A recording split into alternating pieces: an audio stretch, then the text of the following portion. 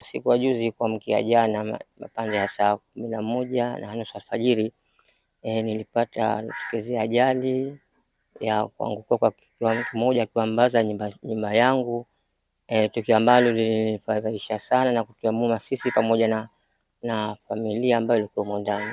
Unajua ile tukio lilipotokezea, mimi nilikuwa msalani najitayarisha kwa ajili ya kwenda kusali sala ya asubuhi. Na sasa nikasikia kishindo tu, na baada ya kutokea kishindo hapo nikasikia ukelele kutoka katika chumba cha watoto wangu walipolala. Sasa mimi nikatoka mbio kwenda kuangalia, sana nafika kule kuangalia, ndio naona ukuta wote umeanguka chini.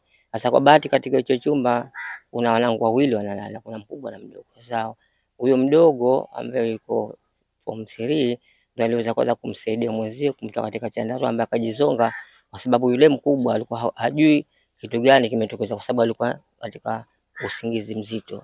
Baada ya mimi nikasaidia pale kuondosha matofali ambayo yapo kwenye kitanda chake, na nadhani kuna tofali moja lilikuja katika mgongo wake. Baada ya kumtizama kaona kuna michuniko hivi.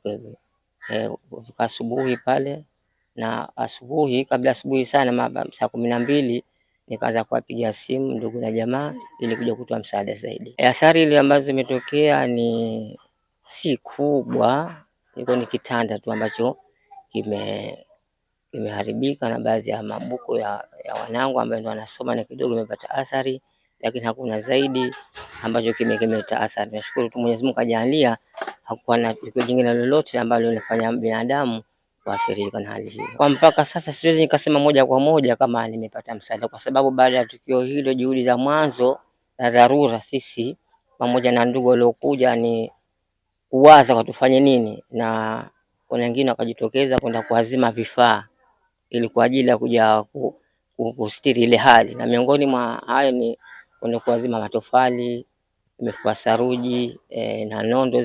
Ni kweli tukio limenigusa si peke yangu, pamoja na familia wenzangu na majirani, kwa sababu tukio limekuja kulingana na hali sasa ya kimaisha. Hasa tukio ambalo limekuja si kama labda mzaha, tunaweza ghafla kweli mkajalia, lakini lazima kwanza utahamanika. Unajua kwanza utahamanika, hujui la kufanya kwa hatua kama ile, kwa sababu ukiangalia maisha ya sasa na vifaa vya ujenzi vilivyo hali ya juu, inakuwa ni mtihani.